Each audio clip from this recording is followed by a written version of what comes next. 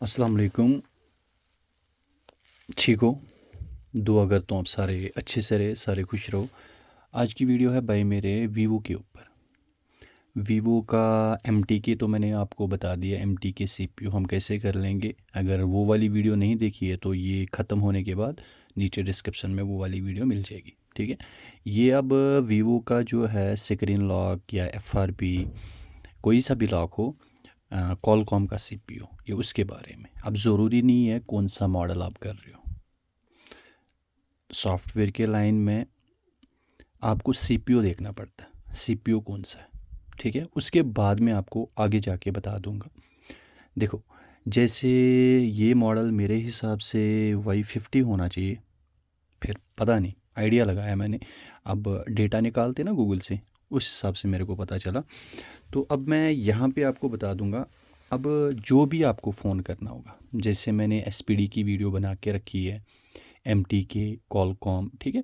तो वीवो का M T के वाली वीडियो अगर आपने नहीं देखी है तो नीचे डिस्क्रिप्शन में आपको मिल जाएगी। ये वाली ख़त्म होने के बाद वो वाली फिर देख लेना, ठीक है।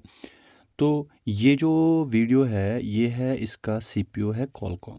तो कॉलकॉम को हम, आप फ्लैशिंग कैसे कर लोगे, या आप स्क्रीन लॉक कैसे हटा दोगे। जैसे ये स्क्रीन लॉक है, ठीक है। इसका स्क्रीन लॉक अगर देखो नहीं पता हमें, ठीक है, लॉक हो गया, ठीक। अब ये हमें नहीं पता, तो अब ये कॉलकॉम का है। तो हमें बहुत सारे तरीके जो है पता चल जाते, ठीक है। अब इसका मेरे को नहीं पता चला क्योंकि बैक ढक्कन भी नहीं है, किसी भाई ने ही दिया था जो यही काम करते हैं।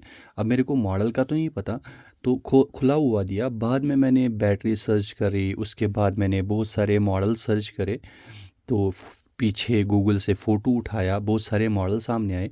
उसके बाद मैंने जे देखा तो सेम मॉडल था Y50, उसका मदरबोर्ड ऐसे था। तो वैसे मेरे को पता चला। वैसे बहुत सारे तरीके, ठीक है, ज़रूरी नहीं है ऐसा ही वाला आप कर लो, ठीक है। अब मैंने इसको फ़ोन को स्विच ऑफ करना है, ठीक है।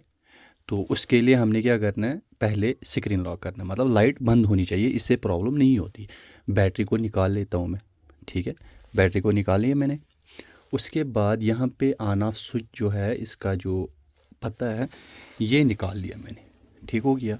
अब यहाँ पे देखो, यहाँ पे 5 पॉइंट है, 1 2 3 4 5। जो ये 5 पॉइंट है, ये जो नीचे वाले दो है, ये हमने ऐसे शॉर्ट करने, ठीक है। ये ऐसे शॉर्ट किए हमने, ये नीचे वाले दो। उसके बाद यूएसबी इन करनी है, तो वहाँ पे कॉलकॉम का पोर्ट शो हो जाएगा, ठीक है। अब यहाँ पे देखो, यहाँ पे मैं आपको डिवाइस मैनेजर, पीसी की तरफ ध्यान रख लेना आप।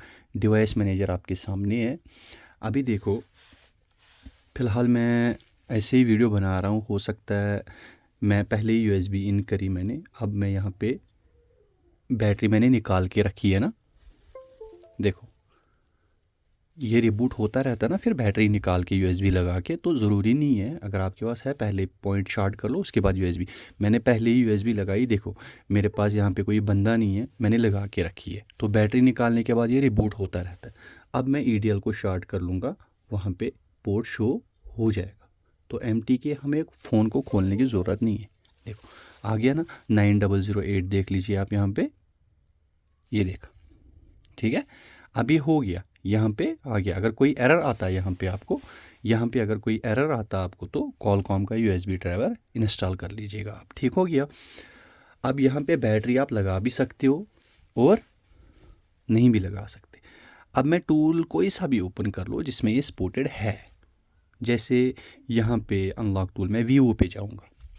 तो वीवो पे सबसे पहले आपको सर्च करना मॉडल, अगर इसमें है मॉडल तो कर लोगे, अगर इसमें मॉडल नहीं है तो फिर और कोई मॉडल आप ले लोगे, और कोई टूल ले लोगे, ठीक है। जैसे ये है Y50।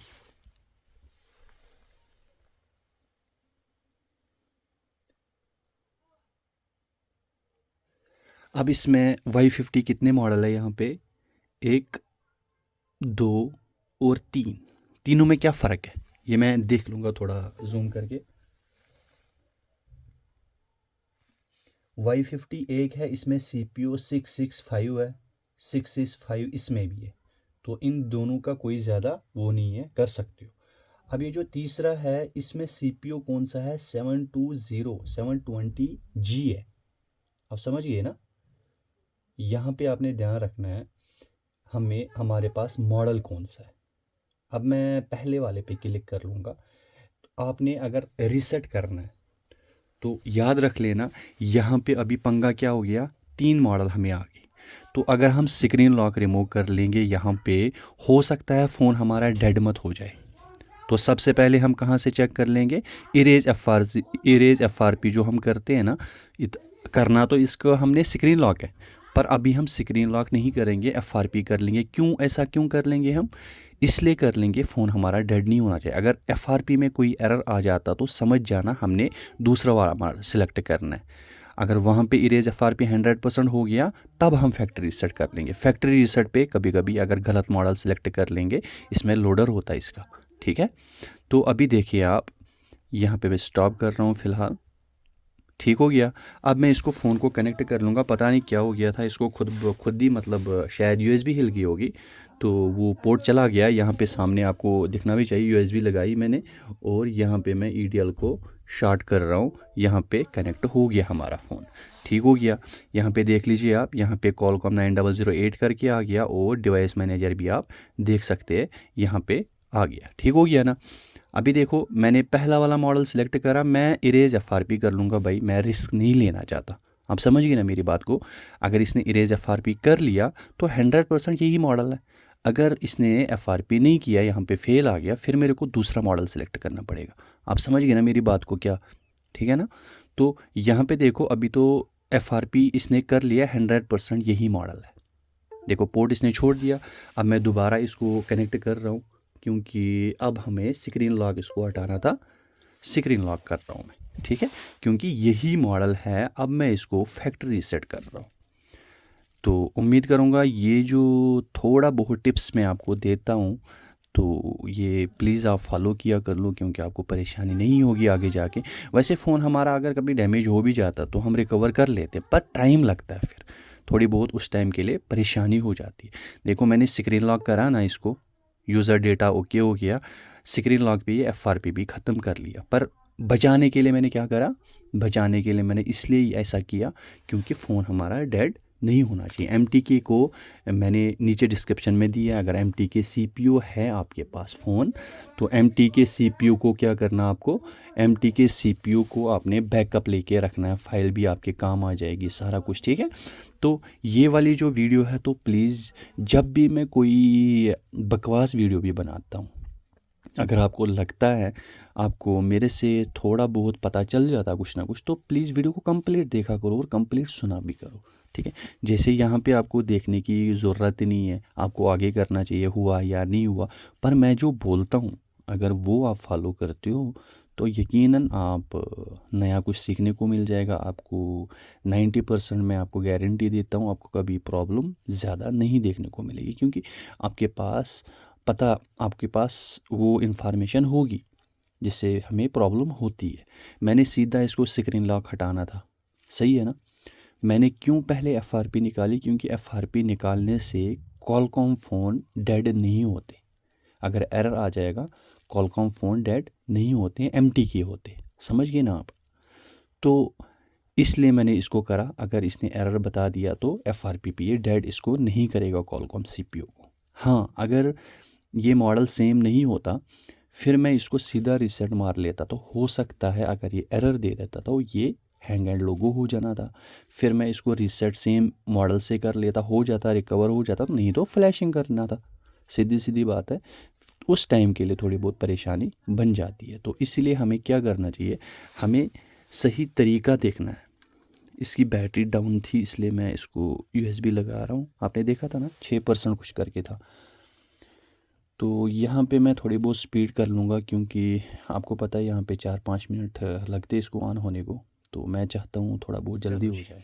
फ़ोन हमारा ऑन होने को है, बस थोड़ा सा यहाँ पे एफ आर पी भी हमने निकाली ना, एफ आर पी भी होगी नहीं अब क्योंकि एफ आर पी हमने पहले ही निकाली। बाद में भी निकाल सकते हो सकता है स्क्रीन लॉक पे एफ आर पी ना निकले तो बाद में भी कर सकते हो। वैसे इसने रीसेट के ऊपर फिर उस बता दिया था ना वहाँ पे एफ आर पी ओके है, तो 100% हो ही गया होगा, ये देख लीजिए FRP। तो कभी कभी एंड पे जाके वापस आ जाता है, वो भी देखना चाहिए।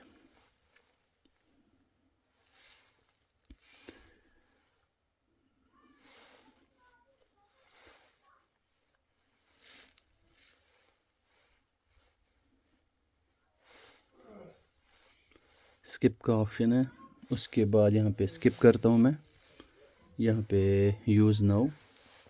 अब यहाँ पे देख लीजिए फ़ोन हमारा ऑन हो गया, ठीक है, कोई प्रॉब्लम नहीं हुई, कुछ नहीं हुई, ठीक है। अब यहाँ पे हम सबसे पहले जब भी आप अनलॉकिंग या फ्लैशिंग करते हो तो सबसे पहले आपको क्या चेक करना चाहिए कस्टमर को देने से पहले? IMEI number. आप समझ गए ना मैं क्या बोल रहा हूँ? सबसे पहले ये आपने चेक करना होता है, उसके बाद आपने चेक करना होता है बेस बैंड। वैसे अगर बेस बैंड ना हो तो IMEI शो ही नहीं करता, फिर भी आपको चेक करना चाहिए क्योंकि ये चीज़ें हमें प्रॉब्लम में कभी कभी आ जाती है, ठीक है। यहाँ पे बेस बैंड वर्जन होगा ये आना चाहिए, ठीक है। तो ये चीज़ें आप चेक किया कर लो कस्टमर को फ़ोन देने से पहले। Vivo 1935 है, Y50 है, ठीक है। एंड्रॉयड वर्जन इसका अभी 10 है। वैसे अगर हम ऑन करके कोई चीज़ करते हैं ना किसी टूल से, तब एंड्रॉयड की ज़रूरत पड़ती है। जब हम ऑफ़ करते EDL कनेक्ट करने से, फ़ोन को बंद करने से, बैटरी को रिमूव करने से हम कोई अनलॉकिंग फ्लैशिंग कुछ भी करते हैं तो एंड्रॉयड मैटर नहीं करता है। सिक्योरिटी पैच लेवल का मतलब उस टाइम उसकी कोई ज़रूरत नहीं होती है, उसको मत देखा करो। हाँ, अगर ऑन करके हम कुछ चीज़ करते हैं तो तब हमें देखना होता है इसका पैच लेवल क्या है, इसका एंड्रॉयड वर्जन क्या है, तो उस हिसाब से हम कर लेते हैं। जैसे सैमसंग FRP ले लो, ऑन करके अगर हम कर लेंगे तो हमें देखना पड़ता है ये एंड्रॉयड कौन सा है, पैच लेवल कौन सा है, उस हिसाब से करते हैं। तो अगर हम वही फ़ोन डाउनलोडिंग मोड पे कर लेंगे तो हमें एंड्रॉयड या पैच लेवल की ज़रूरत ही नहीं पड़ती, हम सीधा ही स्विच ऑफ करके या डाउनलोड या EDL से अगर कर लोगे, सही है ना। अगर ऑन करके तो हमें इन्फॉर्मेशन होनी चाहिए। तो उम्मीद करूँगा ये वाली वीडियो क्लिप आपके लिए हेल्पफुल रही होगी। प्लीज़ वीडियो को लाइक करना, प्यारे सी कमेंट कर लेना, हो सके तो शेयर कर लेना। ओके दोस्तों, लव यू, अल्लाह हाफिज़।